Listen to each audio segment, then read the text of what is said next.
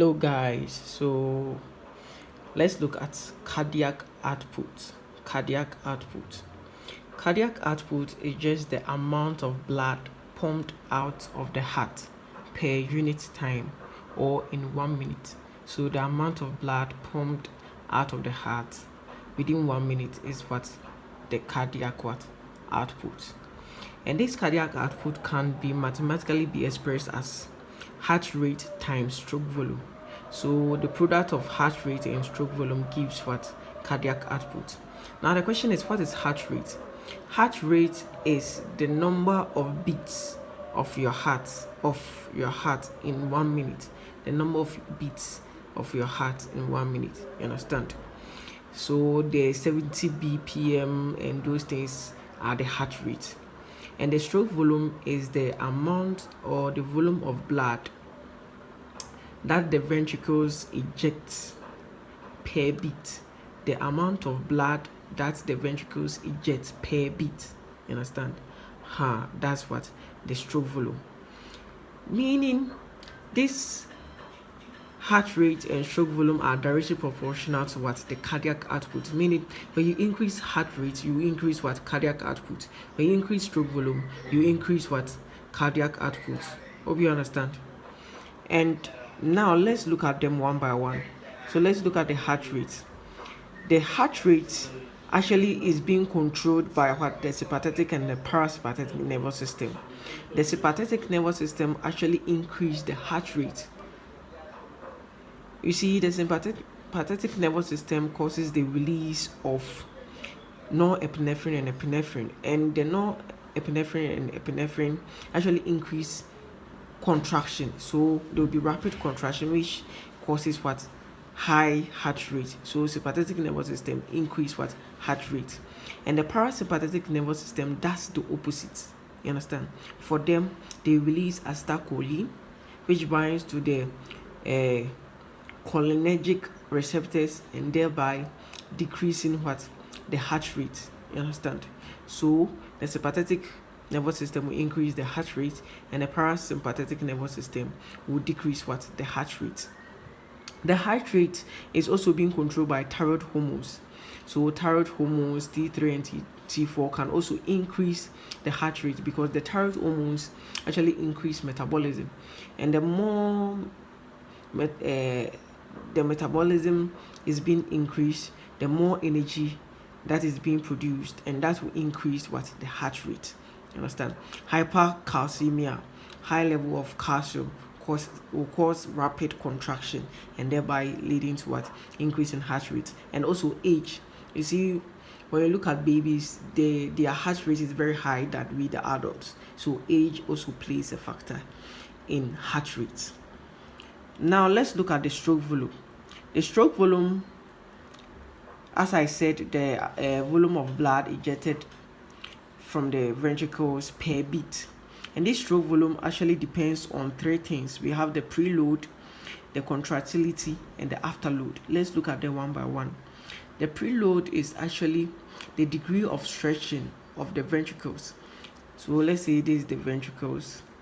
So the degree of stretching of these ventricles is what we refer as what? Preload. Understand? And when the preload, the degree of stretching is being increased, when the ventricular walls are being stretched, it increases the number of what? Cross bridges. When I say cross bridges, back in muscles, cross bridges, understand? So it increased the amount of what? Cross bridges. And the more cross bridges, the more the contraction. You understand? So, and the higher the contraction, the higher the volume of blood being ejected from the ventricles. You understand? And the higher the stroke volume. So preload actually increases what? Stroke volume. And preload can be increased by increase in what? End diastolic volume.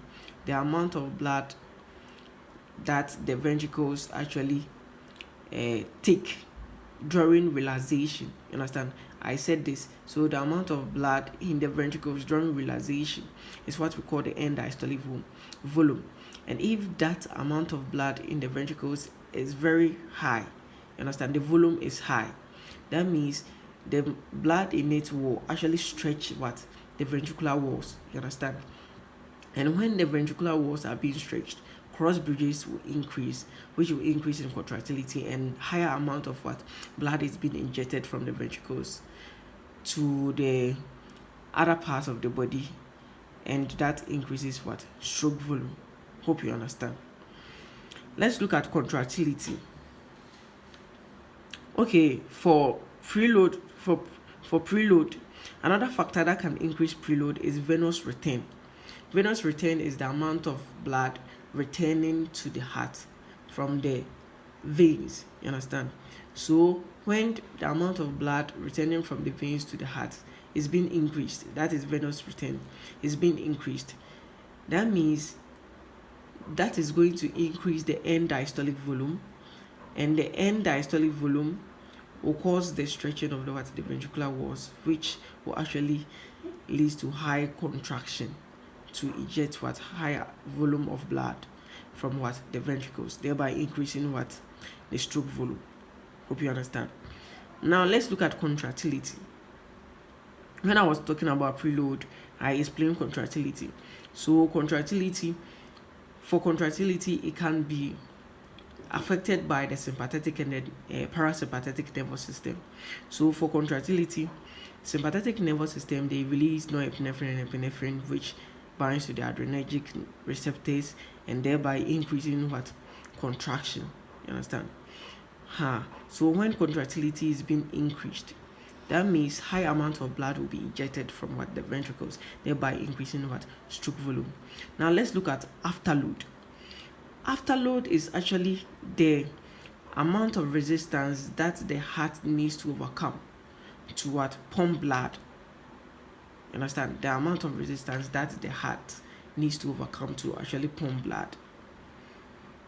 So if the afterload, the amount of resistance is high, that means the amount of blood that will be injected will be very low.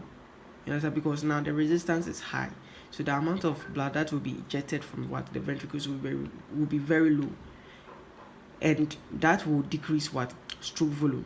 But if the amount of resistance is low, that means the ventricles will be able to pump more blood, and thereby increasing the stroke volume. What are some of the things that can cause high resistance in the blood vessels, which can affect, which we call afterload? One of the things is arteriosclerosis. During arteriosclerosis, there is a plaque in the blood vessels, and this plaque actually increases the peripheral resistance, and thereby increasing the afterload. And when afterload is being increased, the amount of blood that needs to be injected will decrease, thereby stroke volume will be very low. You understand? Stenosis, narrowing of the valves. You understand? When the valve gate is like this, during stenosis it becomes like this, and this actually increases resistance, thereby increasing afterload and decreasing stroke volume. So among all these three, it is the afterload that is inversely proportional to the stroke volume. You understand? And this stroke volume can also be calculated as the end diastolic volume minus end systolic volume. I've explained these things. So the end diastolic volume is the amount of blood in the ventricles after relaxation, and after the ventricular walls have been contracted, the amount of blood that will be ejected from not all the blood in the ventricles will be ejected to the other parts of the body. Some will be left, and the ones left constitutes the end systolic volume. And the end diastolic volume averagely is 120 milliliters, and the end systolic volume averagely it is 50 milliliters. When you do the subtraction, you get 70 millimeters as the systolic volume. Hope you understand. So now let's look at force of contraction. This force of contraction actually depends on the preload and afterload, and that is the Starling's law. According to Frank Starling, the force of contraction actually depends on preload and afterload.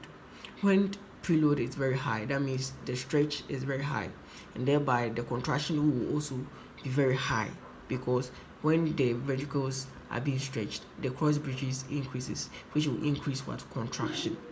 But when afterload is high, that means the resistance is very high, so the amount of blood that will be pumped will be very low. Hope you understand. And this force of contraction is being controlled by the sympathetic nervous system and the parasympathetic nervous system. The sympathetic nervous system will increase force of contraction, and that is called positive inotropic effect. Positive inotropic effect.